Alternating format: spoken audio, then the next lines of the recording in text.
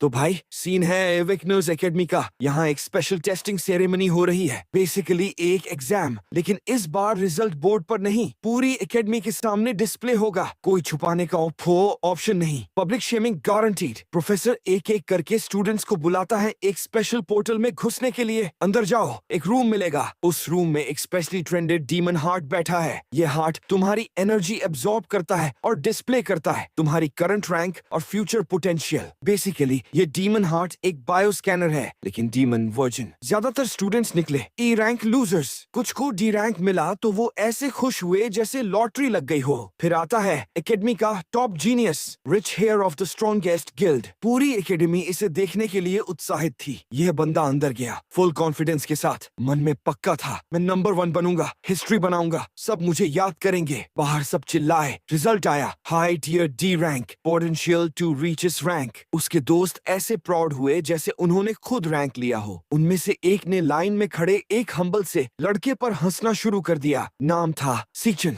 हमारा भाई। उस बंदे को पक्का था यह बेचारा कुछ नहीं कर पाएगा, बस डिस्ग्रेस लेकर जाएगा। लेकिन हमारे भाई ने उसे इग्नोर किया और अंदर चला गया। और यहीं से सीन पलट गया। जैसे ही चीचे अंदर घुसा, डीमन हार्ट डर गया। अरे भाई, चीचन ने अभी तक कोई स्किल यूज भी नहीं की थी, फिर भी हार्ट ने already high tier D rank दिखा दी। पूरी एकेडमी शॉक में। फिर हमारे भाई ने अपना सबसे वीक स्किल कार्ड यूज किया, एक मॉन्स्टर से डिवोर किया हुआ, और डायरेक्टली सी रैंक पर पहुंच गए। लोग अभी ये प्रोसेस कर ही रहे थे कि चीचे ने और स्ट्रॉन्ग क्लास कार्ड स्विच कर ली। अब डीमन हार्ट की हालत खराब होने लगी। जैसे ही पावर रिलीज हुई, आसमान में तूफान आ गया। रैंक डिस्प्ले ग्लिच करने लगी, एस रैंक दिखने लगा। प्रोफेसर शॉक्ड, लेकिन रुको भाई, ये तो बस ट्रेलर था, असली पिक्चर अभी बाकी थी। सिंगल एस बना, ट्रिपल एस रैंक, और फिर सिस्टम ने एरर दिखाया, मैक्सिमम लोड एक्सीड हो गया। प्रोफेसर्स जेन्युइनली डर गए और टेस्टिंग रूम के अंदर भागे। अंदर गए तो पूरा रूम तबाह, डीमन हार्ट फ्राइड, डेड, पूरी तरह खत्म। ऐसा पहले कभी नहीं हुआ था। किसी को समझ नहीं आया क्या हुआ। इधर हमारा भाई कैजुअली बाहर निकला। उसने एक्चुअली डीमन हार्ट को डिवोर कर लिया था, एक्सीडेंटली किल करने के बाद। बेसिकली भाई इतना पावरफुल था कि हार्ट की जान ले ली और ऊपर से खा भी गया।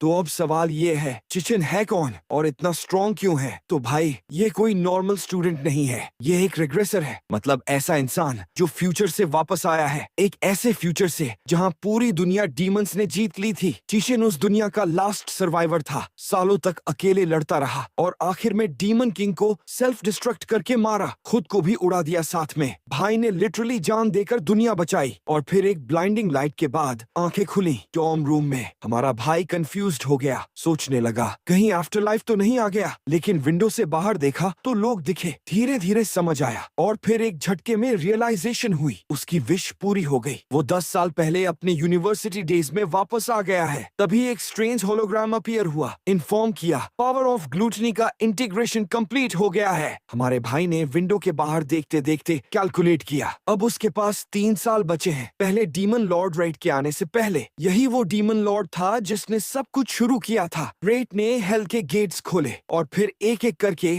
बाकी डीमन लॉर्ड्स भी ह्यूमन वर्ल्ड में घुस आए। हमारे भाई ने डिसाइड किया, रैथ जहां भी अपीयर होगा, मुझे उससे पहले वहां पहुंचना है और उसे खत्म करना है गेट्स खुलने से पहले। Full planning, full determination. सोच से बाहर आकर उसने अपना स्टैट्स इंटरफेस देखा, फ्लोटिंग था उसके पास। मन में सोचा कि कोई गेम मेन्यू है क्या, क्योंकि पहली लाइफ में ऐसा कुछ नहीं था। पहले तो उसके पास सिर्फ एवेकेंट पावर थी, और वो भी 10,000 में से किसी एक को मिलती है। नेशनल अवेकनर यूनिवर्सिटी ऐसे ही पोटेंशियल अवेकनर्स को रिक्रूट करता है। लेकिन पिछली बार जब चीचे यहाँ था, वो कम्प्लीटली फेल हो गया था अवेकनिंग में, इसीलिए तब से बुलियों का शिकार बनता रहा। इसी वजह से वो इन्फर्मरी में था। तभी सिस्टम ने एक और पैनल खोला, एक लाइटनिंग टाइप असासिन कार्ड दिखाई दी। हमारे भाई ने तुरंत पहचाना, यही क्लास उसे पिछली लाइफ में मिली थी। स्विच करने की कोशिश की, लेकिन तभी दरवाजा खुला। उसका रूममेट और दोस्त माँ लॉन्ग आ गया, ई रैंक्ड फ्लावर चैंटर। बेचारे के गाल पर बैंडेज लगी थी, आया था चेक करने की चीजें ठीक है या नहीं। भाई इतना प्यारा दोस्त कहाँ मिलता है। अच्छी बात ये थी कि लॉन्ग को फ्लोटिंग पैनल्स दिख नहीं रहे थे, तो हमारे भाई को कंफर्म हो गया ये सिर्फ उसे ही दिखते हैं। लॉन्ग उसके पास आया, करीब से देखा और हैरान हो गया। चीचों की सारी इंजरीज ऑलरेडी हील हो चुकी थी। उसने सोचा ये नॉन ऑफ केनर मुझसे, एक अवेकेंड इंसान से ज्यादा फास्ट रिकवर कर रहा है। हमारे भाई को लॉन्ग याद था पिछली लाइफ से, यही रूममेट यूनिवर्सिटी में अवेकेंड हुआ था, लेकिन बना सबसे वीक अवेकनर। और रॉथ के आने के तीसरे दिन मर्डर हो गया बेचारे का। सीचन मुस्कुराया चुपचाप। पुराने दोस्त को देखकर अच्छा लगा। लॉन्ग ने रिमाइंड किया कल रैंक टेस्ट है, दोनों को तैयार रहना होगा। लॉन्ग को बुरा लग रहा था क्योंकि उसे लगा चीचेन अभी तक अवेकेंड नहीं हुआ, लेकिन बताया ये टेस्ट ग्रेजुएशन के लिए एक्सट्रीमली इम्पोर्टेंट है। जब दोनों लाइवली स्ट्रीट्स पर चल रहे थे, चीचेन ने कैजुअली कह दिया बहुत दिनों बाद इतने लोग दिख रहे हैं। लॉन्ग का दिल बैठ गया यह सुनकर। भाई सोचो तुम्हारा दोस्त अचानक ऐसे बात करे जैसे पहले कभी लोग थे ही नहीं, तो डर तो लगेगा।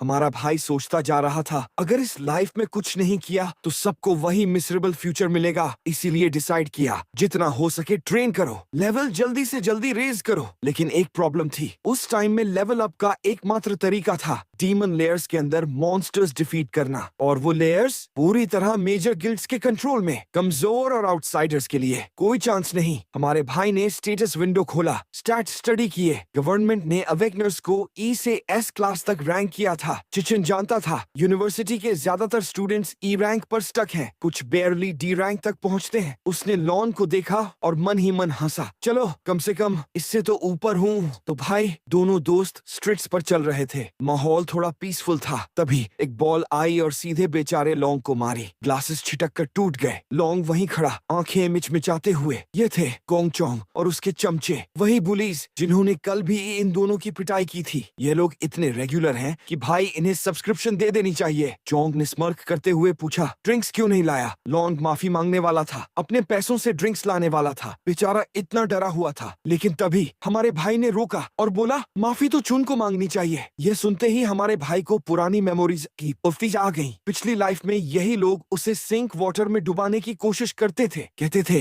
फोर्स करके अवेकनिंग करा रहे हैं। बहाना भी देखो भाई, टॉर्चर कर रहे हैं और रीजन बता रहे हैं तुम्हारी भलाई के लिए। वो तब तक नहीं रुके जब तक चीचे बेहोश नहीं हो गया। अब वापस प्रेजेंट में हमारे भाई ने मन बना लिया, इन बुलीज को सबक सिखाना है। चोंग और उसका लेखी आगे बढ़े। चारों तरफ स्टूडेंट्स इकट्ठा हो गए। सब सोच रहे थे बेचारा चेन आज फिर पिटेगा। चोंग पास आया, फिर पूछा क्या बोला तूने। सीचन ने कामली रिपीट किया अब हमें बोदर मत करना। चोंग ने गुस्से में पंच मारा, लेकिन इस बार हमारे भाई ने फिस्ट रेज की और अटैक ब्लॉक कर दिया। आराम से चोंग को पीछे धकेल दिया। चारों तरफ खड़े स्टूडेंट्स की आंखें फटी रह गईं। ये बंदा अवेकेंड भी नहीं है और इसने अटैक रोक लिया। चोंग और भड़क गया, फिर से चार्ज किया। सीचन ने कामली क्लास स्विच की। Electric assassin. लॉन्ग वहीं खड़ा था, स्टन्ड, मुंह खुला, आंखें फटी हुई, जैसे किसी ने उसके दिमाग का प्लग निकाल दिया हो। चोंग ने अपना इंडिस्ट्रक्टिबल डीमन आर्मर एक्टिवेट किया, हैवी स्ट्राइक लेकर आया। लेकिन उससे पहले ही हमारे भाई ने डैश लगाई और एक लाइटनिंग चार्ज्ड पंच से उसे उड़ा दिया। एक पंच, बस एक पंच। वीकलिंग चेन ने स्कूल बुली को हवा में उड़ा दिया। भाई यह सीन देखकर सबके मुंह से निकला होगा हाय ये तो अपना ही निकला। चंग किसी तरह उठा,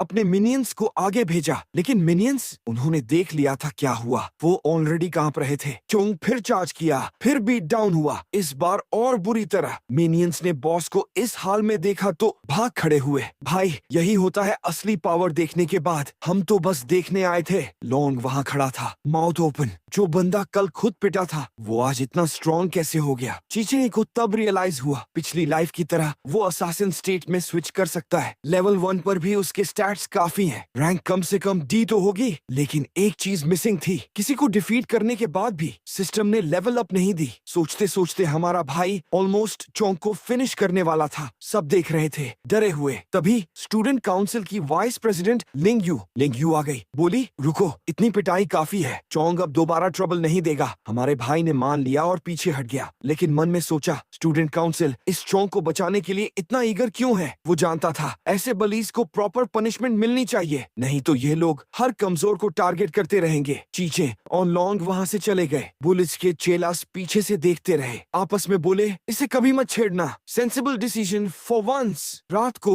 लॉन्ग बाकी रूममेट्स को बता रहा था चैन एक रिडिकुलसली स्ट्रॉन्ग लाइटनिंग असासिन बन गया है। किसी ने नहीं माना। Shangju E ranked nucleus mass self proclaimed dorm king. उसने मजाक उड़ाया, अगर चैन इतना बड़ा शॉट बन गया है तो बेसिक फिजिकल ट्रेनिंग क्यों कर रहा है? रियल अवेकनर को यह सब नहीं करना पड़ता। गेमर रूममेट शानयू ने कहा, लगता है लॉन्ग के सिर में सीरियस चोट लगी है। जू ने और लेक्चर दिया, हम चारों यहाँ इसलिए हैं क्योंकि हम सबसे कमजोर हैं। ये फैक्ट नहीं बदलेगा और हम चारों में सबसे स्ट्रॉन्ग मैं हूँ। भाई, ये बंदा खुद को डॉम किंग बोलता है, ई रैंक है और प्राउड है। Respect, genuinely respect. उसे फुल विश्वास था चैन लाइटनिंग असासिन नहीं हो सकता और कल ग्रेजुएशन टेस्ट में वो खुद रैंक अप करेगा। सपने देखना फ्री है भाई। इधर स्टूडेंट काउंसिल प्रेसिडेंट गोंग टिंग ट्रेनिंग सेशन खत्म करके निकला। लिंग यू के साथ था। अपने छोटे भाई चोंग को देखा, अभी भी वहीं खड़ा था, मुंह फूला हुआ। चोंग ने भाई को कन्विंस करना शुरू किया, जब तक वो बंदा है मुझे नींद नहीं आती। रिवेंज लो, टिंग ने कामली कहा। जो मेस बनाया है वो मैं हैंडल करूंगा। बाद में डाइनिंग टेबल पर वाइस प्रेसिडेंट ने टिंग से पूछा, सच में वो लड़का उतना स्ट्रॉन्ग है? लिंग यू ने एक्सप्लेन किया, पूरे स्कूल में 10 से कम डी रैंक स्टूडेंट्स हैं, सब ऑनरेडी टिंग के क्लब में हैं। बाकियों के पास डीमन लेयर्स का एक्सेस नहीं है, तो कोई एवरेज बंदा टिंग के सामने टिक नहीं सकता। उधर हमारा भाई रेन में भाग रहा था, पागलों की तरह। टारगेट था 20 किलोमीटर रन और पीठ पर 100 किलो का बैग, अपने वेट का ऑलमोस्ट 2 गुना। भाई, हम तो 2 किलोमीटर दौड़कर 1 घंटे रेस्ट लेते हैं। यह भाई 100 किलो लेकर 20 किलोमीटर भाग रहा है। दौड़ते दौड़ते उसे याद आया, पिछली लाइफ में उसकी बहन डीमन किंग रैट के आने पर मार दी गई थी, सीधे उसके सामने। डीमन लॉर्ड ने काउंटलेस ह्यूमंस को इंस्टेंट में स्लॉटर किया था। उसकी बहन वहीं उसी पल चली गई। हमारे भाई ने मन में ठान लिया, रैट तू पहला टारगेट है, इस बार तुझे आने से पहले ही खत्म करूंगा। तभी बहन सीजुन का कॉल आया। इतने सालों बाद उसकी आवाज सुनकर हमारा भाई एक पल के लिए चुप हो गया। बहन ने बताया, कंपटीशन में बिजी थी इसलिए कॉल नहीं हो पाई। अगर प्राइज जीती तो रेंट की प्रॉब्लम सॉल्व हो सकती है। चीजें चुपचाप सुनता रहा, मुस्कुराता रहा और मन में एक और रिजॉल्व आया, इस बार उसे प्रोटेक्ट करूंगा, उसे वो लाइफ दूंगा जिसकी वो डिजर्व करती है। कॉल खत्म हुई, वो वापस ट्रेनिंग में लग गया। 3 और लैप्स कंप्लीट किए, फिर शॉवर लिया। बैठ के सोचा, डेमन लेयर्स तक एक्सेस नहीं है, लेवल अप कैसे होगा? इसी सोच में नींद आ गई और वो खिंच गया ग्लूटनी सिस्टम के अंदर, एक स्ट्रेंज जगह। हमारे भाई ने सोचा, ये कोई वियर्ड ड्रीम है क्या? इधर बाहर लॉन्ग उसे ढूंढ रहा था। ये गया कहाँ अचानक? भाई, रूममेट डिसअपीयर हो जाए तो पैनिक तो होगा उस स्ट्रेंज स्पेस में। हमारे भाई को एक मैसिव टावर दिखी, अभी सोच भी नहीं पाया कि ये है क्या। तभी ई रैंक्ड क्लाउड वॉरियर्स अपीयर हो गए, डेथ हाउंड्स, जैसे वेलकम टू द टावर करने आए हों। चिचिन को लगा कहीं डीमन लेयर में तो नहीं आ गया। क्लास स्विच की, मारो पहले सोचो बाद में। उसने डॉग्स को आसानी से नॉक डाउन किया, जितना भौंके उतना कम काटे। आइटम्स कलेक्ट किए, लेवल 2 हो गया। मुस्कुराया, लकी होकर डीमन लेयर मिल गई शायद। तभी बॉस मॉन्स्टर आया, उसे भी हमारे भाई ने आराम से काट डाला, जैसे कोई वेजिटेबल काट रहा हो। लेवल और अप हो गया। बॉस से एक्सपी नॉर्मल मॉब से काफी ज्यादा था। फिर कुछ हुआ, बॉस का बॉडी डिवोरेबल मार्क हो गया। हमारे भाई को समझ नहीं आया यह क्या है। तभी उसे ग्लूटनी पावर याद आई, हाथ बढ़ाया टेस्ट करने के लिए। इंस्टेंटली कंप्लीट, मॉन्स्टर अब्सॉर्ब होकर एक कार्ड बन गया। हमारा भाई स्टन्ड, मतलब वो डिफीटेड मॉन्स्टर्स को यूजेबल क्लासेस में टर्न कर सकता है। और फिर रियलाइजेशन आई, ये वही एबिलिटी है जो डीमन लॉर्ड लान्यू के पास थी, एक डीमन लॉर्ड जैसी पावर उसके पास। यह सोचकर वो शेकन हो गया। इस दुनिया में हर कोई एक ही क्लास के साथ पैदा होता है। कुछ लकी लोगों के पास 2 होती हैं, लेकिन हमारे भाई के पास जितनी चाहे उतनी। अभी वो ये सब प्रोसेस कर ही रहा था। ओह, तभी एक डीमन अपीयर्ड, दोनों हाथों में S rank blades. S rank, सार्चन एस रैंक के सामने बिल्कुल आउटमैच था, लेकिन फिर भी उसने लाइटनिंग सोर्ड समन किया। गैम्बल, जान बचाने की कोशिश। एक और स्ट्रेंज बात, उस डीमन को हमारे भाई का नाम पता था, चिचिन। भाई, अनजान जगह, अनजान डीमन और नाम पता है। ये तो रेड फ्लैग नहीं, रेड बिलबोर्ड है। धीरे धीरे फाइट होती रही और ये क्लियर था, डीमन उसके साथ खेल रहा था, वाइटल पॉइंट्स अवॉइड कर रहा था, बस बार बार नॉक डाउन कर रहा था, जैसे बड़ा भाई छोटे भाई को सीरियसली नहीं लेता। जब सीचन लिमिट पर पहुंच गया, डीमन ने पूरे ऑफर दिया, कवर की गार्ड करो मेरे साथ, तभी सरवाइव करोगे। हमारे भाई ने रिफ्यूज किया। डीमन ने आर्म पर स्लैश मारा, बोला तू एकमात्र है जो यहाँ तक पहुँच सकता है, इसीलिए अब तक आसानी से लिया, अब फिर सोच। सीचन ने फिर रिफ्यूज किया और चार्ज किया। इस पूरी फाइट में वो डीमन की मूवमेंट स्टडी कर रहा था। उसे पता चला हर स्विंग से पहले 0.4 सेकंड का वाइंड अप होता है। उस विंडो में रिस्क का एंगल देखकर डॉज किया जा सकता है और एक 0.2 सेकंड का रिकवरी लैग भी है। जब डीमन डिफेंसलेस होता है उसी मोमेंट में हार्ट पर एम करना था। हमारे भाई ने ये रिस्की मूव पुल ऑफ किया, लेकिन वो जानता था डी रैंक होकर एस रैंक को कंप्लीटली डिफीट नहीं कर सकता। गोल था पैरालाइज करो, एस्केप करो। वो एग्जैक्टली यही करके एकमात्र लाइट सोर्स की तरफ भागा जो शायद एग्जिट थी। जैसे ही वह सोर्स तक पहुंचता है वह अचानक गायब हो जाता है और डीमन उसे बताता है कि वह सिर्फ एक इल्यूजन था और जिस एग्जिट के बारे में वह सोच रहा था वह इस जगह में कहीं भी मौजूद नहीं है। डीमन आगे समझाता है कि यह पैलेस वास्तव में कोई डीमन लेयर नहीं है। फिर भी वह इस बात की सराहना करता है कि लड़के ने उसकी अटैक्स में फ्लॉज को कितनी जल्दी पहचान लिया। आखिरकार डीमन की पहचान परगेटरी राक्षसा के रूप में सामने आती है और वह चेन से कहता है कि वास्तव में वही वह व्यक्ति है जो होप ला सकता है।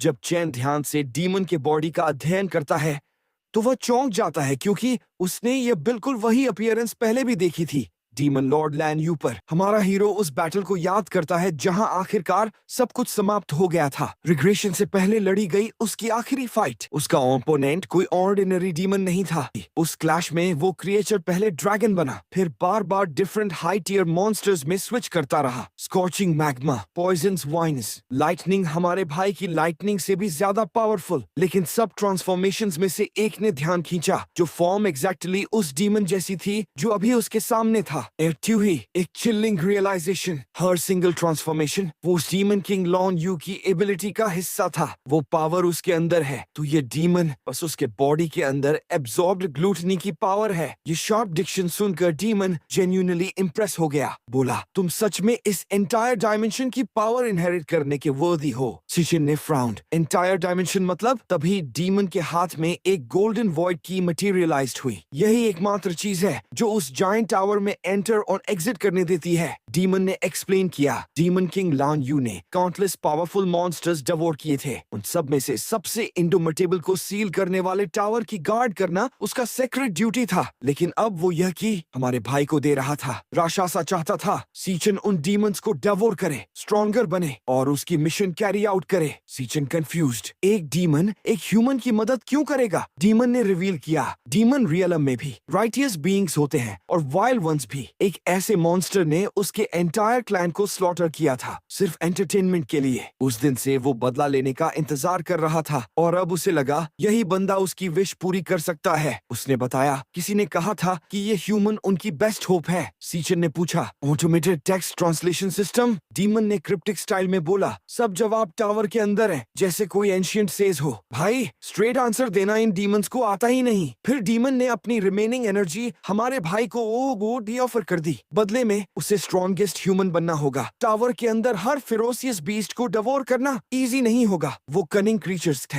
हर एक ट्रेमेंडस चैलेंज होगी। डीमन ने फाइनल वार्निंग दी परगेटरी राक्षसा की पावर सिर्फ उसे डिजर्व है जिसमें ग्रो करने की अनयील्डिंग हंगर हो। यही मोटिवेशन चाहिए हर डीमन किंग को स्लॉटर करने के लिए। और ये बोलकर डीमन का बॉडी एक ब्लेजिंग स्फीयर ऑफ एनर्जी में कंप्रेस हो गया हमारे भाई के लिए। चीचन ने डिवोर किया एक झटके में 8 लेवल्स अप, साथ में राक्षसा की दोनों स्वॉर्ड्स अनलॉक। बिना हेजिटेशन के उसने मिशन एक्सेप्ट किया। फॉलन स्टार वॉरियर की लास्ट विश पूरी करने का वादा किया। स्टैट्स बूस्ट के साथ अनलॉक हुई डेड ह्यूमंस और डीमंस से पावर एब्सॉर्ब करने की एबिलिटी, एयर ग्रेविटी मैनिपुलेशन। सुबह हुई, हमारा भाई डॉर्म में आंखें खोलता है एकदम नॉर्मल डे की तरह। तभी एक लाउड वॉइस, रूममेट्स ऑलरेडी तैयार हो रहे थे, जल्दी कर वरना स्कूल लेट होगा। उसने देखा बॉडी कंप्लीटली अनहार्म्ड। तो क्या सब ड्रीम था? लेकिन अपडेटेड स्टैट्स ने कंफर्म कर दिया सब रियल था। लेवल 2 से लेवल 10 हो गया था रात भर में। रूममेट ने मजाक उड़ाया, वो वाला जो रात को तुम्हारी तारीफें कर रहा था। मेलोंग ने क्वाइटली पीछे से पीप किया, जैसे उसका कोई लेना देना ही नहीं। रूममेट ने चैलेंज दिया, रैंकिंग असेसमेंट में प्रूव करो, डॉर्म किंग का टाइटल दांव पर है। स्कूल जाते हुए सेल्फ प्रोक्लेम्ड डॉर्म किंग ने अपने सब्जेक्ट्स को एजुकेट किया। हर रैंक के 3 टियर्स होते हैं, तो टेक्निकली सब ई रैंक है, लेकिन मैं मिड ई रैंक हूँ। बॉटम टियर ई लोजर से ऊपर। फुल प्राउड था, सोच रहा था शायद एक टियर और एडवांस हो गया हो। मलोंग ने बोला, बंद करिए ड्रामा, चेन आज डी रैंक सिक्योर करो ताकि यह इंसान अपना मुंह बंद करे। सून इनफ लड़के स्कूल पहुंचते हैं, जहां सब लोग रैंकिंग सेरेमनी के लिए बड़े एंग्जाइज होकर जमा हुए हैं। बुलीज ऐसे टहलते हुए अंदर आते हैं जैसे पूरा कैंपस उन्हीं का हो, और जो भी उन्हें गलत तरीके से देखने की हिम्मत करता है उसकी वोट लगा देते हैं। यहाँ तक कि डॉर्म किंग की स्मग ग्रिन भी उन्हें देखते ही गायब हो जाती है, जैसे उसके पापा गायब हो गए थे। लेकिन उसकी तरह बुलीज भी लगभग अपनी हिम्मत खो देते हैं। पता नहीं कहां से वो बिना किसी झिझक के बिग ब्रदर चेन के सामने झुककर रिस्पेक्ट दिखाने लगते हैं। उसके रूममेट्स को धीरे धीरे समझ आने लगता है कि शायद माओंग ने जो भी कहा था वो पूरी तरह बकवास नहीं था। हमारा लड़का इन क्लाउन्स को इग्नोर करता है और चुपचाप अपने काम से काम रखता है। तभी एक नया चैलेंजर उसके सामने आकर खड़ा हो जाता है। वो बंदा जो स्कूल पुलिस का काम करता है, स्टूडेंट काउंसिल ऑफिसर ज्ञान, उसे बहुत पोलाइट वार्निंग देता है। पता चलता है कि स्टूडेंट काउंसिल प्रेसिडेंट ने खुद उसे उस बेवकूफ को सीधे रास्ते पर लाने के लिए भेजा है जिसने उसके प्यारे छोटे भाई पर हाथ उठाने की हिम्मत की थी। चैन के सारे दोस्त तुरंत दुम दबाकर भाग जाते हैं और छिप जाते हैं। वो गियन से बुरी तरह डरे हुए हैं, जो स्टूडेंट काउंसिल प्रेसिडेंट के लिए सारे गंदे काम संभालता है। उसके रूममेट्स को समझ नहीं आ रहा कि ये डी रैंक मॉन्स्टर अचानक हमारे लड़के को इस तरह टारगेट क्यों कर रहा है। वो सीधे चैन के पर्सनल स्पेस में घुस जाता है। प्रेसिडेंट का ये वफादार चमचा शेख ही बघाड़ता है कि उसकी सूंघने की शक्ति बहुत तेज है, जिससे वो अंदाजा लगा सकता है कि कोई कितना स्ट्रॉन्ग है। और इस वक्त उसे चेन से सिर्फ एक पैथेटिक कमजोर लूजर की बदबू आ रही है। इस बेइज्जती से अम्यूज होकर हमारा लड़का बिना किसी झिझक के उसे करारा जवाब देता है। गियन का दिमाग पूरी तरह खराब हो जाता है, और जैसे ही उसे कुत्ता कहा जाता है, इससे पहले कि असली लड़ाई शुरू हो, उस बढ़े हुए पिल्ले का मालिक उसे पीछे हटने का ऑर्डर देता है ताकि वो सबके सामने तमाशा न बनाए। थोड़ी छानबीन करने के बाद उसे पता चला था कि उसके छोटे भाई ने ही पहले लड़ाई शुरू की थी। मार खाना तो सिर्फ अपनी औकात से बड़े बंदे को मुक्का मारने का नतीजा था। ये कहकर प्रेसिडेंट उसकी तरफ खंजर जैसी तेज नजरों से देखता है, लेकिन हमारा हीरो रत्ती भर भी नहीं डरता। उसी वक्त एक प्रोफेसर अनाउंस करते हैं कि रैंक असेसमेंट सेरेमनी ऑफिशियली शुरू हो रही है और सभी मौजूद स्टूडेंट से रिक्वेस्ट करते हैं कि नाम पुकारे जाने पर वो आगे आएं। ये सुनकर प्रेसिडेंट अपने कुत्ते से कहता है कि वो लोग जा रहे हैं। वो मान लेता है कि ये सिर्फ एक बार की बात थी और चेन उनकी इस धमकी के बाद अब और कोई प्रॉब्लम खड़ी नहीं करेगा। ऊपर से देखते हुए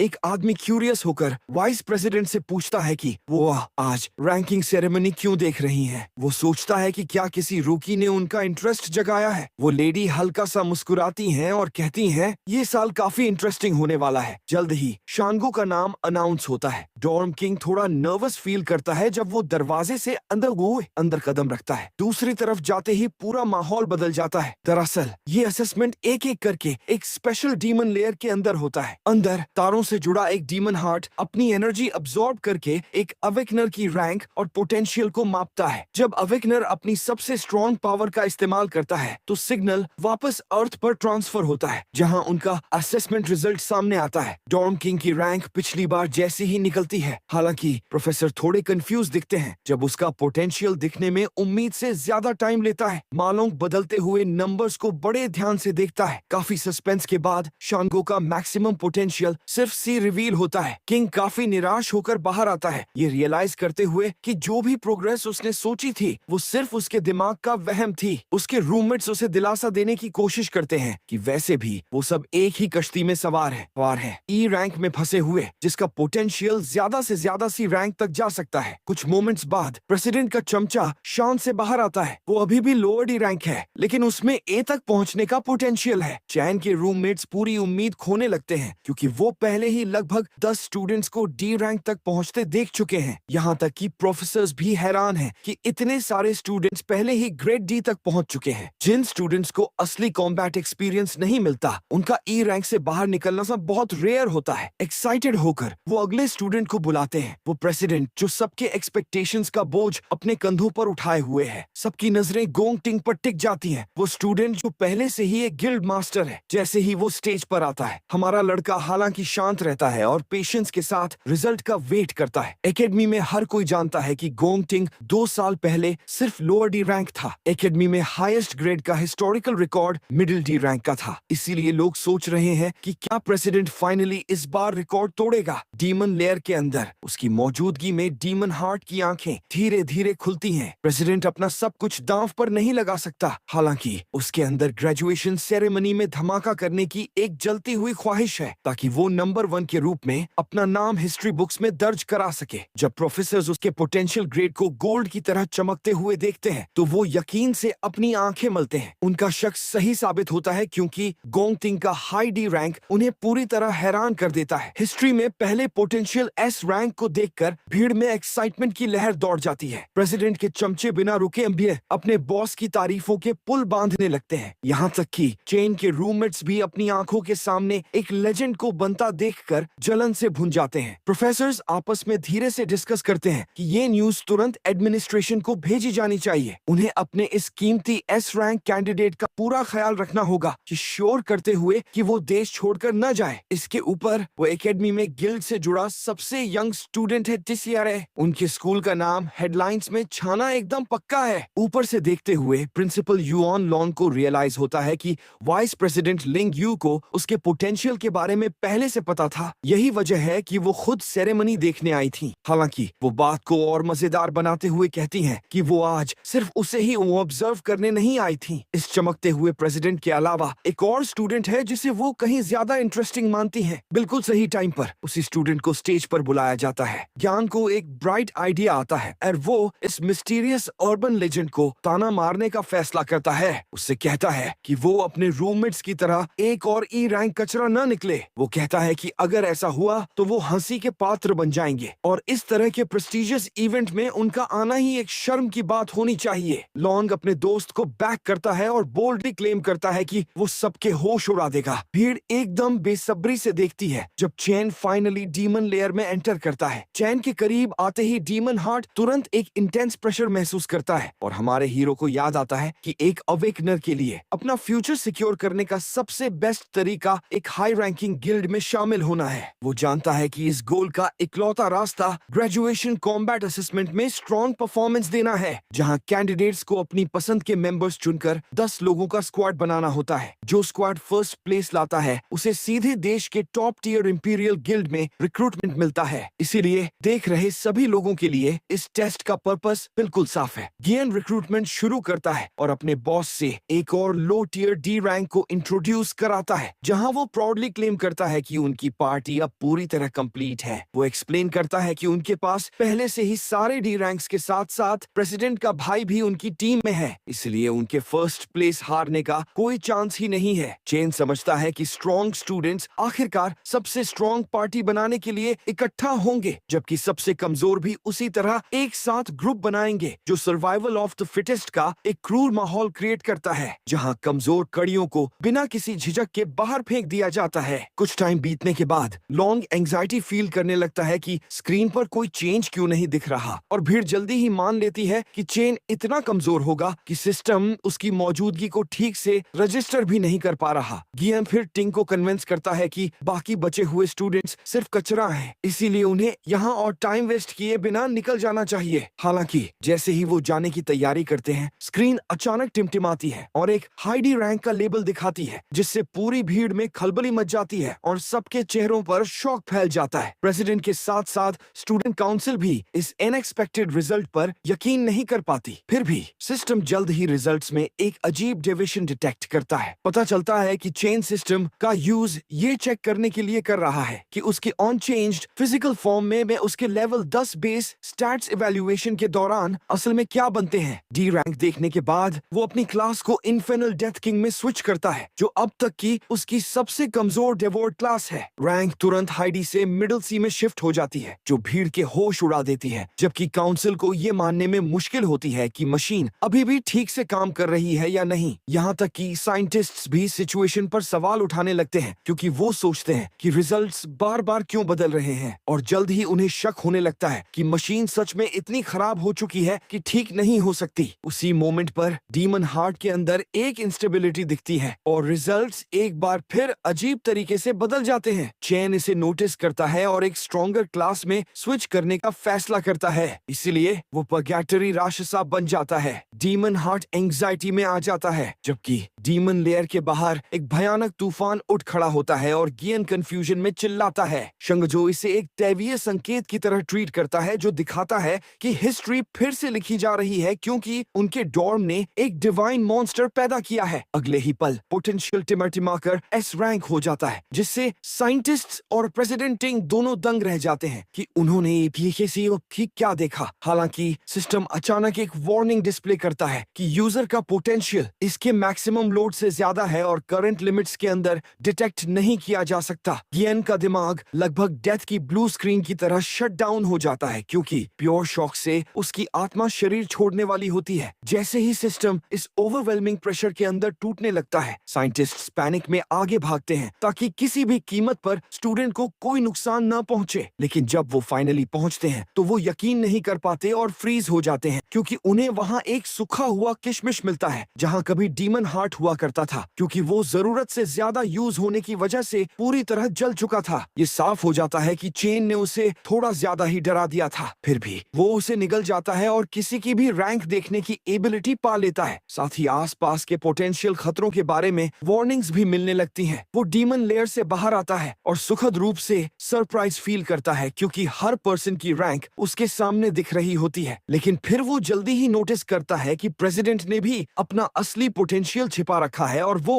ज्यादा से ज्यादा एक मीडियोकर सी रैंक से बढ़कर कुछ नहीं है। साइंटिस्ट्स बड़े ऑकवर्ड तरीके से बाहर आते हैं और सबको इन्फॉर्म करते हैं कि एक्सट्रीम स्ट्रेन की वजह से डीमन हार्ट को हार्ट अटैक आया है, इसलिए उन्हें अभी के लिए आगे की टेस्टिंग सस्पेंड करनी होगी। वो चेन के स्टैट्स को एक प्रोबेबल एरर लेबल करते हैं और अनाउंस करते हैं कि रिव्यू के लिए एक फुल रिपोर्ट हायर अथॉरिटीज को जाएगी। बाकी बचे स्टूडेंट्स को इंस्ट्रक्शंस मिलते हैं कि वो अगले दिन मेरे असेसमेंट के लिए वापस आएं, क्योंकि तब तक बिना किसी इश्यू के टेस्टिंग के लिए एक नई डिवाइस अरेंज कर दी जाएगी। वापस जाते समय चैन के रूममेट्स उसे हाइप करने लगते हैं और उसके साथ एक एब्सोल्यूट गिगासैड की तरह ट्रीट करते हैं, जो उसने अभी सबके सामने करके दिखाया था। जियान क्लियरली इस जलन को हैंडल नहीं कर पाता और चैन को एक फ्रॉड कहता है, साथ ही एक सो लूजर की तरह मशीन तोड़ने और काउंसिल का टाइम वेस्ट करने के लिए कॉम्पनसेशन की डिमांड करता है। जैसे ही चेन के सब्र का बांध टूटता है और वो उस बंदे को वहीं भूनने की तैयारी करता है, टिंग बीच में आता है और तुरंत गियन को डांटता है। प्रेसिडेंट उसे अपने टीममेट का अनादर न करने की वार्निंग देता है, जिससे गियन वहीं शॉक हो जाता है और फिर टिंग अपना हाथ आगे बढ़ाता है और इस नए पावर हाउस को अपनी टीम में शामिल होने का इनविटेशन देता है। इस सब के दौरान जियान का बैकग्राउंड में पूरा मेंटल ब्रेकडाउन होने लगता है क्योंकि वो जानता है कि चेन के लिए जगह बनाने के लिए किसी को टीम से बाहर लात मारनी पड़ेगी और ये सिचुएशन डेफिनेटली भाइयों के साथ प्रॉब्लम खड़ी करेगी। उसके अकॉर्डिंग टिंग की टीम में शामिल होने का मतलब लगभग बिना किसी शक के फर्स्ट प्लेस फिनिश पक्का होना है सिसरदा है। इसीलिए वो सवाल उठाने लगता है कि चेन में ऐसा क्या खास है जब बाकी लोग अपनी तमाम कोशिशों के बावजूद इस लाइनअप में रिश्वत देकर भी एंट्री नहीं पा सके। वो खुद को अपना प्राइड थूकने के लिए मजबूर करता है और अनमने मन से चेन का टीम में वेलकम करता है। हीरो के कंधे पर साफ हिचकिचाहट के साथ हाथ रखता है। चैन तुरंत उसका हाथ झटक देता है और फॉर्मली स्टेट करता है कि उसे उनके साथ शामिल होने में जीरो इंटरेस्ट है। इस रिस्पॉन्स से जियान के पसीने छूट जाते हैं, जबकि टिंग बिना किसी रिएक्शन के चुपचाप ये सब देखता रहता है। गियन चैन पर भड़क जाता है और क्लेम करता है कि उसे आइडिया नहीं है कि वो क्या कर रहा है, क्योंकि उनकी टीम पहले से ही पूरे स्कूल में बिना किसी कंपटीशन के नंबर 1 है। चैन अपनी पीठ घुमाता है और चलते बनता है, ये कहते हुए कि इसका उनसे कोई लेना देना नहीं है और वो उनके पूरे ग्रुप को इतना शोर मचाने वाला बताता है कि एक मोमेंट के लिए भी डील करना मुश्किल हो। वो उनसे कहता है कि उसे फिर से परेशान न करे और इस ह्यूमिलेटिंग रिजेक्शन के ठीक बाद जियान गुस्से और नफरत से उबलने लगता है। पूरा स्कूल जल्दी ही चैन के इस रिफ्यूजल के बारे में गॉसिप करने लगता है और ज्यादातर लोग मान लेते हैं कि वो इस मिड टीयर सी रैंक रिवील के बाद सारा फर्स्ट प्लेस खुद के लिए रखने का प्लान बना रहा है। पूरे स्कूल को अब एंजॉय करने के लिए एक परफेक्ट शो मिल जाता है क्योंकि ड्रामा रियल टाइम में फोल्ड होने लगता है। इस बीच चैन के रूममेट्स जियान और टिंग के चेहरों पर फैली पूरी ह्यूमिलेशन के लुक का पूरा मजा लेते हैं। बिना किसी रहम के इस पब्लिक रिजेक्शन के बाद प्रेसिडेंट शांति से जियान से कहता है कि अगर चेन के अपने प्लान्स हैं तो वो फिक्र न करे, अपना कंपोजर बनाए रखते हुए। उसी समय समय प्रिंसिपल जो ये सारा तमाशा देख रहे थे निराशा की एक गहरी सांस लेते हैं, क्योंकि लड़कों ने टीम बनाने से मना कर दिया जैसा उन्होंने ओरिजिनली उम्मीद की थी। वो चाहते थे कि वो कोऑपरेट करें और मिलकर एक नया स्कूल रिकॉर्ड तोड़ें, लेकिन लिंग इंसिस्ट करती हैं कि इस तरह सिचुएशन कहीं ज्यादा इंटरेस्टिंग हो जाती है। वो एक्सप्लेन करती हैं कि टिंग अमीर घराने में पला बड़ा है, इसलिए इस तरह का रिफ्यूजल उसके दिमाग में बिना किसी शक के सीधे जंग के ऐलान की तरह रजिस्टर होगा। वो प्रिंसिपल को याद दिलाती हैं कि उनका प्रेसिडेंट कोई ऐसा बंदा नहीं है जिससे किसी भी सिचुएशन में आसानी से डील किया जा सके। जब उसके प्राइड को इस तरह ठेस पहुंचे, ज्ञान कंप्लेन करना जारी रखता है और क्लेम करता है कि चेन का ईगो सिर्फ एक टेस्ट एरर की वजह से बढ़ गया है जिसने सी रैंक दिखाई थी। लेकिन टिंग इस पॉसिबिलिटी की तरफ हिंट करता है कि रिजल्ट शायद गलत न हो। वो एडमिट करता है कि भले ही चांसेस ना के बराबर लगे, फिर भी वो किसी को भी अपनी फर्स्ट प्लेस किसी भी कंडीशन में छीनने नहीं दे सकता। ज्ञान फिर याद करता है कि चेन लाइकली एक नॉर्मल स्टूडेंट है जिसे कोई रियल कॉम्बैट एक्सपीरियंस नहीं है, जबकि काउंसिल के मेंबर्स एलिटिस्ट्स हैं जिन्होंने अपने करंट लेवल तक पहुंचने के लिए लंबे समय तक एक डीमन लेयर के अंदर सीक्रेटली ट्रेन किया है। वो सजेस्ट करता है कि उसे पर्सनली जाकर चेन को उसकी गुस्ताखी के लिए सबक सिखाना चाहिए, लेकिन टिंग उसकी इस सोच को बीच में ही काट देता है और पूछता है कि क्या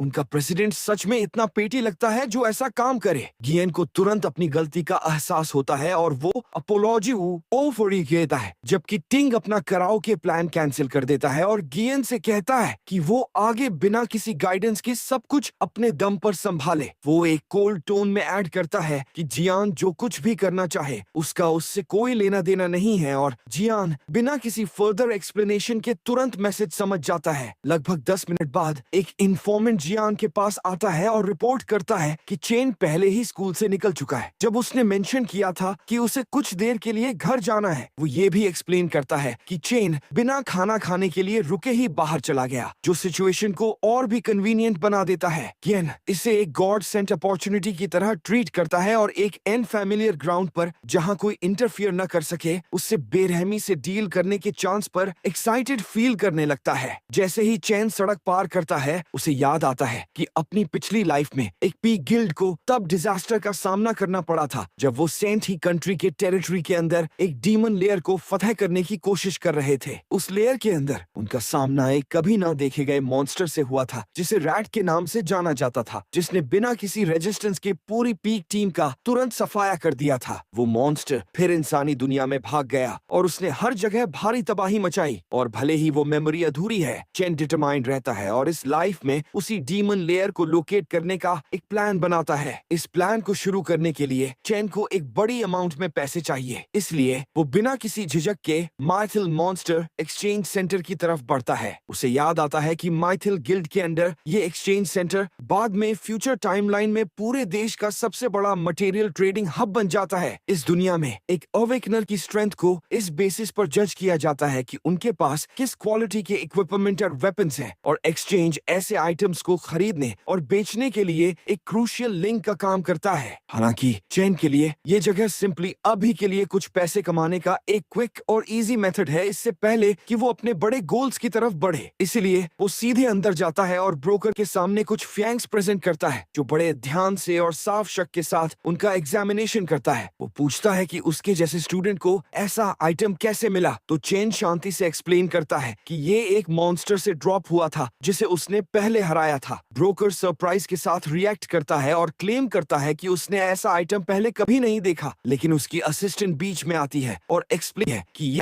ई क्लास मॉन्स्टर्स से आते हैं जिन्हें बीस्ट संगेन कहा जाता है। उसे याद आता है कि रिकॉर्ड्स में मेंशन है कि इन फैंक्स से एक ई ग्रेड क्लाउड टाइप स्केप्टर बनाया जा सकता है या उन्हें वेरियस यूजेस के लिए पाउडर में पीसा जा सकता है। वो एरोगेंट ब्रोकर उसे बीच में ही टोकता है और फैंग को वापस टेबल पर पटक देता है, क्योंकि वो क्लेम करता है कि एक ई ग्रेड आइटम की वैल्यू बहुत लिमिटेड है। वैसे भी वो डींगन हाँकना शुरू कर देता है कि उनका एक्सचेंज एक वीआईपी सिस्टम के तहत ऑपरेट करता है, जहां वो सिर्फ उन्हीं अवेकनर्स से डील करते हैं जिनकी सोसाइटी में एक पहचान और हाई स्टेटस हो। वो स्टेट करता है कि वो सिर्फ डिग्रेड आइटम्स और उससे ऊपर के आइटम्स हैंडल करता है और इसे एक जस्टिफिकेशन की तरह यूज करता है कि वो ऐसे लो टियर ई ग्रेड आइटम को बिल्कुल नहीं पहचानता। अपने दिमाग में वो लेटली हाई ग्रेड कस्टमर्स की कमी के बारे में कंप्लेन करता है और किसी लो टियर वाले से डील करने में कोई फायदा नहीं देखता, क्योंकि इससे उसे उसके प्रमोशन के चांसेस में कोई हेल्प नहीं मिलेगी। वो पूरी सिचुएशन को एक मुसीबत कहता है और बिना दोबारा सोचे जिम्मेदारी अपनी असिस्टेंट ली की तरफ सरका देता है। जैसे ही वो साइड हटता है, वो पोलाइटली चेन को कैश का एक एनवेलप थमाती है और पूछती है कि क्या उसे इस ट्रांजैक्शन के अलावा किसी और चीज में हेल्प चाहिए। चेन 18K ग्रांड का अमाउंट चेक करता है और सोचता है कि इससे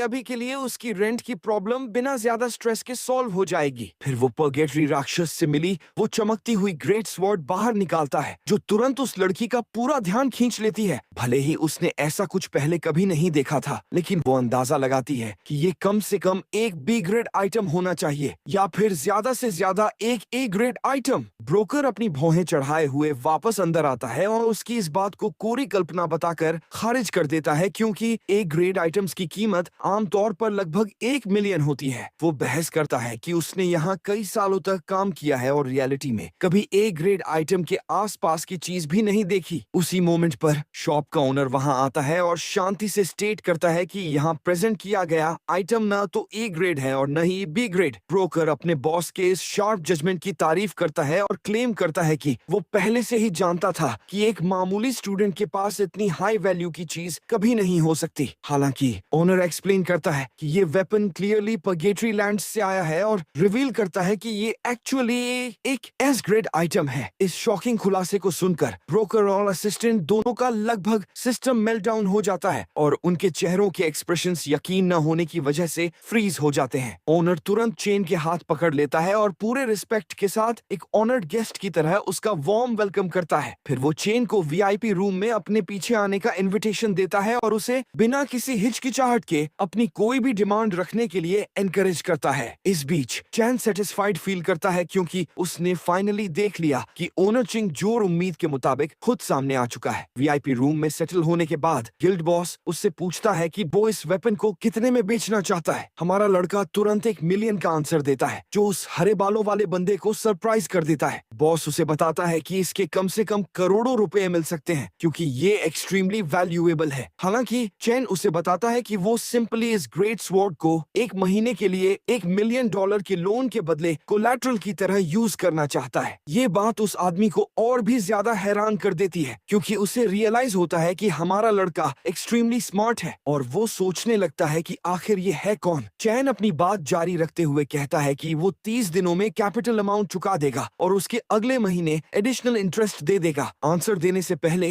गिल्ड बॉस उस लड़की से बाहर जाने के लिए कहता है ताकि बड़े लोग बिजनेस डिस्कस कर सके। रास्ता साफ होने के बाद वो आदमी स्टेट करता है कि वो जानता है कि चैन नेशनल अवेकनर यूनिवर्सिटी से है, जिसके सीनियर्स जल्द ही ग्रेजुएट होने वाले हैं। वो आगे कहता है कि वो जानता है कि ग्रेजुएशन टेस्ट 30 दिनों में होगा और उसका रिवॉर्ड 1 मिलियन होगा। वो बंदा फिर सीधे हमारे हीरो से पूछता है कि क्या वो पूरी तरह श्योर है कि वो उस टेस्ट में टॉप करेगा। गिल्ड बॉस फिर अपना शर्लक वाला साइड बाहर निकालता है और रियलाइज करता है कि चेन को पैसों की सख्त जरूरत है और वो यहाँ तब तक नहीं आता जब तक कि ये उसका लास्ट ऑप्शन न होता। एंड में वो डिक्लेयर करता है कि वो उसे तुरंत बिना किसी इंटरेस्ट के 1.5 मिलियन उधार देगा। अपना हाथ आगे बढ़ाते हुए वो मुस्कुराता है और कहता है कि ये एक खूबसूरत दोस्ती की शुरुआत होगी। चैन इस दिखावे से स्पीचलेस रह जाता है और वो आदमी उसे यहाँ तक रीअश्योर करता है कि वो इस रूम की एक भी बात बाहर लीक नहीं होने देगा। वो बदले में बस इतना मांगता है कि हमारा लड़का जब भी कुछ और ट्रेड करना चाहे तो इसी गिल्ड में आए। चैन मन ही मन सोचता है कि इस बंदे ने इतनी आसानी से सब कुछ फिगर आउट कर लिया, फिर भी उसे स्कैम करने की कोशिश नहीं की। वो अब समझ जाता है कि ये गिल्ड बॉस फ्यूचर में इतना बड़ा शॉट क्यों बनता है। हमारा लड़का फिर उससे हाथ मिलाता है और सोचता है कि अगर उसे कभी डीमन लॉर्ड को हराना है तो उसे स्ट्रॉन्ग एलाइज की जरूरत होगी। कुछ ही मोमेंट्स बाद कॉन्ट्रैक्ट कंप्लीट हो जाता है और पैसा तुरंत उसके अकाउंट में भेज दिया जाता है। गिल्ड बॉस फिर पूछता है कि क्या उसे टूर्नामेंट के लिए कोई वेपन उधार चाहिए, क्योंकि उसने निक के अभी अपना वेपन दे दिया है। भले ही उसके पास कोई एस रैंक गियर नहीं है, फिर भी उसके पास चुनने के लिए ढेर सारे high quality A grade equipments हैं। चैन उसे फिक्र न करने के लिए कहता है, फिर सिंपली अपनी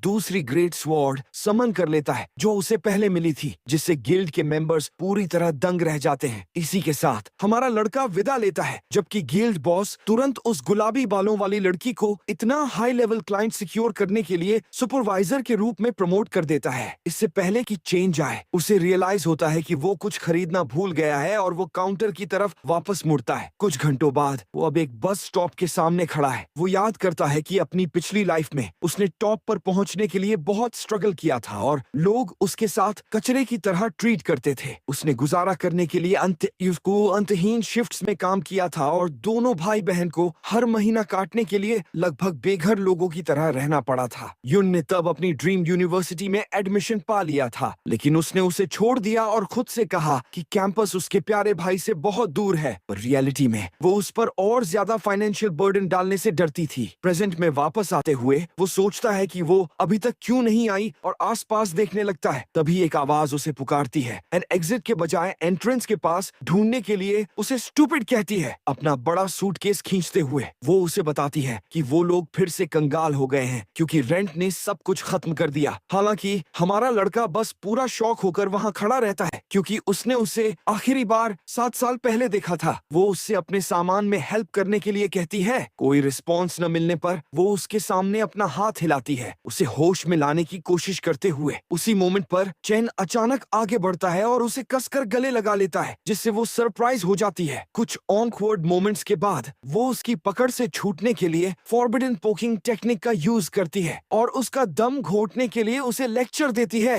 वो उसे बताती है कि वो लेटली काफी सस एक्ट कर रहा है और सोचती है कि कि क्या उसकी क्रश ने फाइनली उसे रिजेक्ट कर दिया है, लेकिन वो इस बात को टाल देता है। इसके बाद दोनों चलने लगते हैं जबकि वो अपने एग्जाम्स के बारे में लगातार याद करती रहती है। इसके बावजूद चैन सब कुछ सुनने में बेहद हैप्पी फील करता है। खुद से कहता है कि वो इस लाइफ में उसे कभी कुछ नहीं होने देगा। इस बीच एक गली में कुछ गुंडे किसी चीज का वेट कर रहे होते हैं। ये कंफर्म करने के बाद कि हमारा हीरो यहीं से गुजरेगा, ज्ञान अपने गुंडों से शांत रहने के लिए कहता है जब तक कि उनका टारगेट ना आ जाए। फिर मिलकर उस पर एम्बुश करने के लिए कहता है। अपने चेहरे पर एक क्रेजी स्माइल लाते हुए वो खुद से कहता है कि वो उस बंदे को उसके किए की सजा जरूर देगा। गुंडों में से एक उससे पूछता है कि अगर सिचुएशन यहाँ से ज्यादा बढ़ गई तो क्या वो प्रॉब्लम में पड़ जाएंगे। क्लाउड असैसिन उसे बताता है कि वो इनिशियली उस बंदे को सिर्फ एक सबक सिखाना चाहता था, लेकिन उनके रीसेंट एनकाउंटर ने उसे सच में बहुत गुस्सा दिला दिया है। चैन ने उसे कैसे ह्यूमिलेट किया था ये याद करते हुए वो उन कचरे के डिब्बों से कहता है कि कुछ उसके लिए भी छोड़ दें और कसम खाता है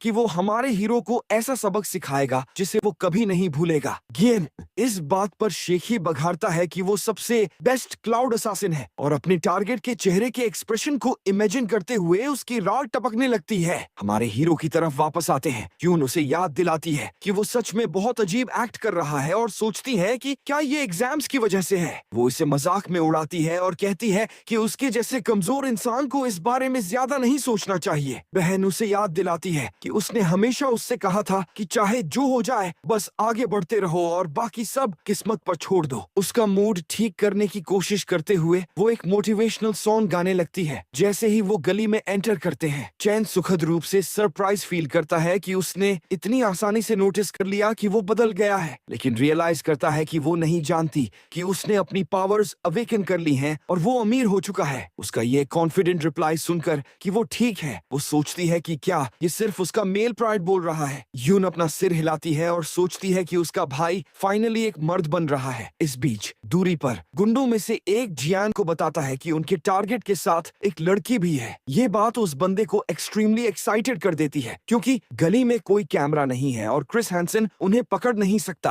हालांकि हमारा लड़का तुरंत इविल इंटेंशंस को सेंस कर लेता है और रियलाइज करता है कि ये स्टूडेंट काउंसिल के वही कमीने हैं। कुछ ऑफ ब्रांड एयरपॉड्स निकालते हुए वो उन्हें अपनी बहन के कानों में लगा देता है और उससे एक ऐसा सॉन्ग सुनने के लिए कहता है जिसे उसने रिसेंटली एंजॉय करना शुरू किया है, जो उसे ऑफ गार्ड पकड़ लेता है क्योंकि वो कभी म्यूजिक नहीं सुनता। लेकिन वो उसे बेहतर समझने के लिए इसके साथ जाने का फैसला करती है। फिर वो मुड़ता है और धीरे धीरे आगे बढ़ रहे उन कमीनों की तरफ खंजर जैसी नजरों से देखता है। बैकग्राउंड में म्यूजिक बजने के साथ लड़ाई फाइनली शुरू हो जाती है क्योंकि गुंडे आगे बढ़ते हैं। चैन तुरंत अपनी लाइटनिंग क्लास में स्विच करता है और याद करता है कि अपनी इकलौती फैमिली को खोए हुए 7 साल हो चुके हैं और अब जाकर वो उससे दोबारा मिला है। गुस्से से भरा हुआ वो सोचता है कि इन लोगों ने किस जादूगर के टोप से इतनी जुर्रत निकाली है और बिजली की रफ्तार से आगे बढ़ता है। हमारा हीरो पहले वाले को लात मारता है और उसे पीछे उद्धा देता है जबकि बाकी लोगों के पसीने छूटने लगते हैं। फिर वो अपने मुक्के को चार्ज करता है और लगातार 3 लोगों को फ्री में नकल सैंडविच देता है। इससे पहले कि चौथे वाले को एक ब्रूटल नी स्ट्राइक से फिनिश करे। एक बहादुर कचरे का डिब्बा अटैक करने की कोशिश करता है, लेकिन चेन सिंपली उसका हाथ पकड़ लेता है और उसे स्पैगेटी की तरह मरोड़ देता है। वो बंदा दर्द से चिल्लाता है, सिर्फ उसकी नाक पर एक करारा मुक्का खाने के लिए। अपने साथियों को इधर उधर फेंकते देखकर ज्ञान शॉक में फ्रीज हो जाता है और सोचता है कि आखिर हमारा लड़का इतना स्ट्रॉन्ग कैसे हो गया। चेन यही नहीं रुकता और क्लाउड असासिन की तरफ बढ़ते हुए दाएं बाएं हैमर्स मारना जारी रखता है। जैसे ही वो फाइनली उसके पास पहुंचता है, ज्ञान खुद को ये मानने के लिए गैसलाइट करने की कोशिश करता है कि वो सबसे स्ट्रॉन्ग असासिन है और वो हार नहीं सकता। एक अच्छा समैरिटन होने के नाते हमारा हीरो एक जोरदार पंच के साथ उसे रियलिटी में वापस लाता है, जो उसे पीछे उद्धा देता है। हालांकि वो यही नहीं रुकता, क्योंकि वो आगे बढ़ता है और पंचेस का एक ऐसा कॉम्बो चलाता है जिससे उसके कई दांत ढीले हो जाते हैं। क्लाउड असासिन स्टेरॉइड वाले टम्बलवीड की तरह जमीन पर लुढ़कता है और एक दीवार से जा टकराता है। वो अपनी आंखें खोलने की कोशिश करता है, सिर्फ अपने सामने खुद यमराज को खड़े देखने के लिए। हमारा हीरो फिर अपनी डिग्निटी खो चुके जियान की तरफ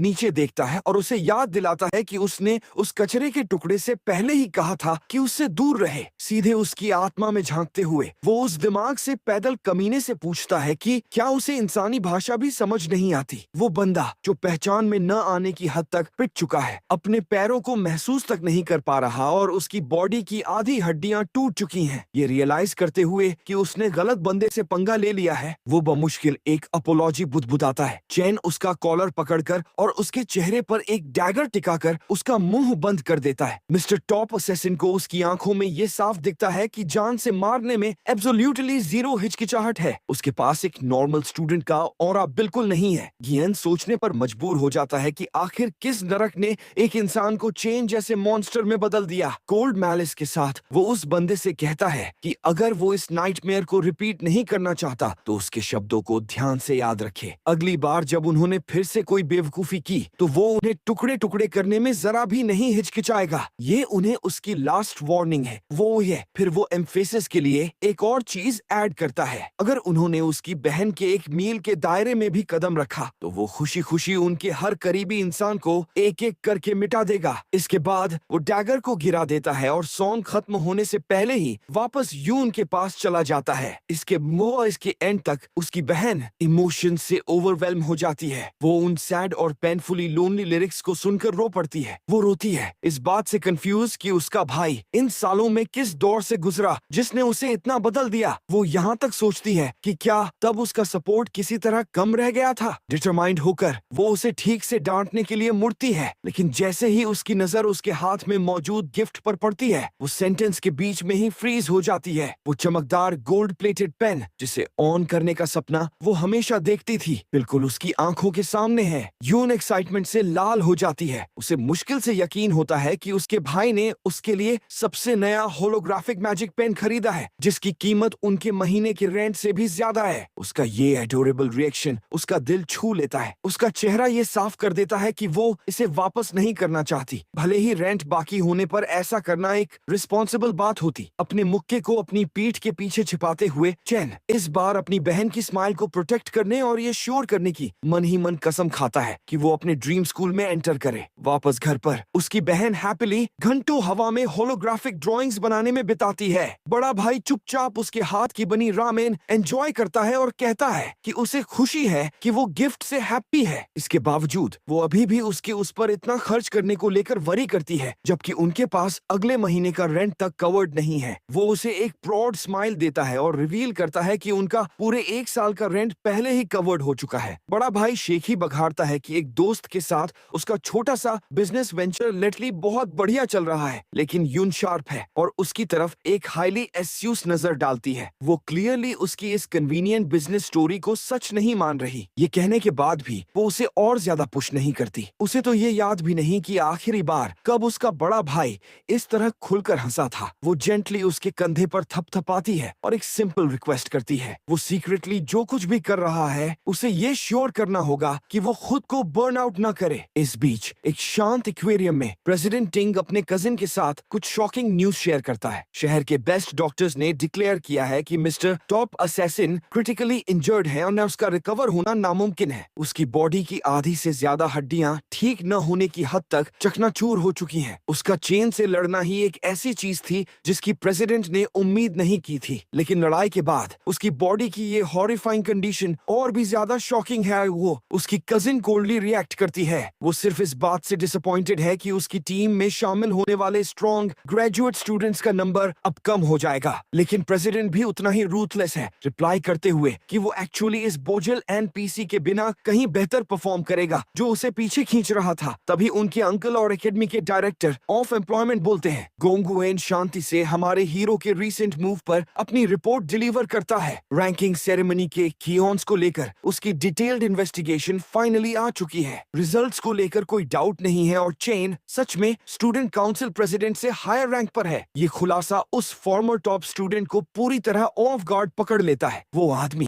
फिर उसे सीरियस एडवाइस देता है, कहते हुए कि उसके पापा ने पर्सनली अलायंस के एक वाइस चेयरमैन से उसके कॉम्बैट एग्जाम परफॉर्मेंस को इवैल्यूएट करने की रिक्वेस्ट की है। इसीलिए उसे ये श्योर करना होगा कि वो उन सब में सबसे ज्यादा चमके। इन केस अगर वो किसी तरह ऐसा करने में फेल हो जाता है तो डायरेक्टर एक ऑल्टरनेटिव सॉल्यूशन प्रपोज करता है। वो हरे बालों वाली लड़की जो उसके अंकल की फेवरेट नीस है, उसकी टीम को ओवरऑल फर्स्ट प्लेस सिक्योर करने में हेल्प करेगी। लेकिन काउंसिल प्रेसिडेंट बिना किसी हिचकिचाहट के इस ऑफर को साफ मना कर देता है। वो क्लेम करता है कि उसने असेसमेंट के दौरान अपनी असली स्ट्रेंथ दिखाई तक नहीं थी। प्रेसिडेंट टिंग अपनी ओवरवेलमिंग सुपीरियरिटी को लेकर बहुत ज्यादा कॉन्फिडेंट है और उन्हें अश्योर करता है कि वो अकेले ही पूरी एकेडमी पर डोमिनेट करेगा। वापस एकेडमी के डॉर्म्स में हमारा लड़का अपने बैकपैक में वेट्स रखकर अपनी डेली 100 मीटर की रनिंग फिनिश करने के बाद खुद को वॉश करता है। वो पूरी तरह से एक ही गोल पर लॉक्ड इन है और वो है अपकमिंग ग्रेजुएशन एग्जाम में $1 मिलियन का प्राइज जीतना। माइथल गिल्ड के चिंग जी के साथ अपनी डील को पूरा करने और उनके साथ एक mutually beneficial trade relationship build करने का ये उसका इकलौता रियल शॉट है।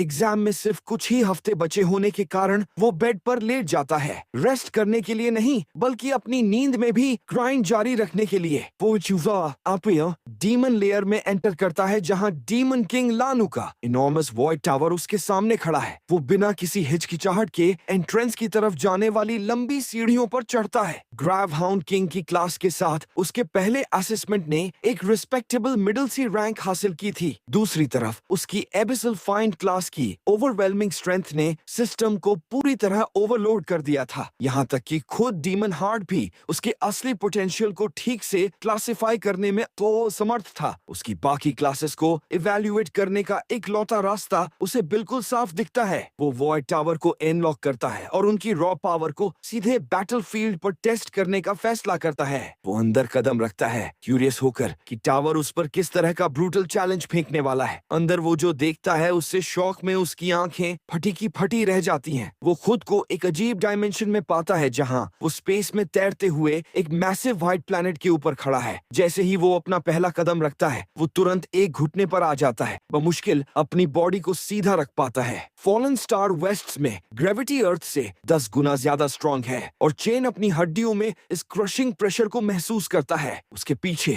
टावर का एंट्रेंस पूरी तरह गायब हो जाता है। वो पहले ही समझ जाता है कि इसका मतलब है कि एग्जिट को दोबारा खोलने के लिए उसे बॉस को ही हराना होगा। इससे पहले कि कोई लेथल बीस्ट उस पर एम्बुश करे, उसे जल्दी से अडॉप्ट करने और ओवरकम करने की जरूरत है। हालांकि पास में ही शिकार के लिए घूम रहा एक फैंटम लायन उसे ये लग्जरी देने के मूड में नहीं लगता। कोई और चॉइस न होने पर चैन तुरंत अपनी लाइटनिंग क्लास में स्विच करता है। शेर सीधे उस पर झपट्टा मारता है, फिर भी वो नैरोली डॉज करता है और उसके कंधे पर एक प्रिसाइज स्टैब मारता है। वो बीस्ट गुस्से में दहाड़ता है, लेकिन ये स्ट्राइक इनइफेक्टिव साबित होती है क्योंकि ये किसी वाइटल पॉइंट पर नहीं लगी थी। उसे जल्दी ही रियलाइज होता है कि उसके अटैक्स उतने ही सुस्त और इम्प्रिसाइज हैं जितनी उसकी अभी ठीक से मूव करने की एबिलिटी है। फैंटम लायन उसे आसानी से जमीन पर पिन कर देता है और उसे टाको की तरह चबाने के लिए बढ़ता है, जो दिखाता है कि इन मॉन्स्टर्स ने इस एक्सट्रीम ग्रेविटी में खुद को कितनी अच्छी तरह ढाल लिया है। वो शेर को एक मोमेंट के लिए अपने हाथ को कुतरने देता है, फिर जल्दी से अपनी क्लास को एबिसल फाइंड में स्विच कर लेता है। ये चेंज तुरंत एक डिफरेंट टाइप का स्टैट बूस्ट प्रोवाइड करता है। कुछ स्पीड के बदले उसे सिग्निफिकेंट स्ट्रेंथ और स्टैमिना मिलता है जो इस तरह की क्लोज कॉम्बैट सिचुएशंस के लिए क्रूशियल है। उसकी क्लास का ये चेंज उस एग्रेसिव पिल्ले को नीचे पटक देता है और तुरंत लड़ाई को उसके फेवर में फ्लिप कर देता है। राक्षस की ग्रेविटी को मैनिपुलेट करने की एबिलिटी इनवैल्यूएबल साबित होती है। 10 Gs वाले प्लैनेट पर 3 गुना मल्टीप्लायर ब्रूटल फोर्स के साथ हिट करता है। उसी इंस्टेंट में शेर गुस्से में दहाड़ता है, लेकिन चेन कोई रहम नहीं दिखाता। फैंटम लायन को प्लैनेट के सरफेस पर कुचल देता है। इसके बाद वो अपनी सांसें वापस लाने के लिए फर्श पर पसर जाता है। ग्लूटनी उसे एक well deserved level up notification के साथ सरप्राइज करता है। फिर ये एक्सप्लेन किया जाता है कि हर क्लास को एक स्टार रेटिंग मिलती है। स्टार्स का नंबर ये इंडिकेट पर स्टैट्स कितने बदलते हैं। पर्गेटोरी राक्षस के पास उसकी सभी अवेलेबल क्लासेस में सबसे ज्यादा स्टार्स हैं। इस एडवांटेज के बावजूद उसने इस क्लास में एक भी रैंक फैंटम लायन के खिलाफ अपनी जान की बाजी लगाकर लड़ाई लड़ी थी। ये साफ हो जाता है कि इसकी पोटेंशियल SSS रैंक तक पहुंचने के लिए उसे अभी एक लंबा रास्ता तय करना है। इसके बाद वो ये देखकर एनॉयड होता है कि ग्लूटनी उसे उस क्रिएचर को निगलने का ऑप्शन तक नहीं दे रहा। ये मॉन्स्टर क्लियरली फ्लोर बॉस भी नहीं था, क्योंकि एक्चुअल बॉस को हराने के बाद ही एग्जिट अपीयर होना चाहिए। तभी उसके पीछे एक मैसिव दरवाजा खुलता है। अंधेरे से दर्जनों चमकती आंखें बाहर झांकती हैं। रियलिटी उसे एक ट्रक की तरह हिट करती है। एक सिंगल फैंटम लायन को हराने में जितनी मेहनत लगी थी, वो आगे आने वाली चीज के सामने कुछ भी नहीं है। काउंटलेस बी रैंक मॉन्स्टर्स दरवाजे से बाहर आते हैं और उसे हर डायरेक्शन से नोचने और फाड़ने लगते हैं। अब जाकर वो पूरी तरह समझ पाता है कि राक्षस ने उसे किस बारे में वार्न किया था। उस डेमन ने कहा था कि टावर के अंदर रूथलेस बीस्ट्स हैं और उसका रास्ता अंतहीन दर्द और सफरिंग से भरा होगा। लेकिन उस डेमन ने उसे सब कुछ एंड्योर करने, अडॉप्ट करने और स्ट्रॉन्गर बनने के इंस्ट्रक्शंस भी दिए थे। जल्द ही चैन अपनी नींद से चौंककर जाग जाता है, ऐसा फील करते हुए जैसे वो अपनी लाइफ के सबसे बुरे नाइटमेयर से बचकर निकला हो। रूम में बाकी सब लोग गहरी नींद में सोए हुए हैं, इस बात से पूरी तरह अनअवेयर कि उसने अभी अभी मॉन्स्टर्स द्वारा अपने मांस को नोचे जाने की भयानक पीड़ा को एक्सपीरियंस किया है। आज के लिए बस इतना ही। अगर वीडियो अच्छा लगा हो तो लाइक और सब्सक्राइब करें एनीमे एक्स-मेन हवा को, ताकि आगे और भी वीडियोस आते रहे।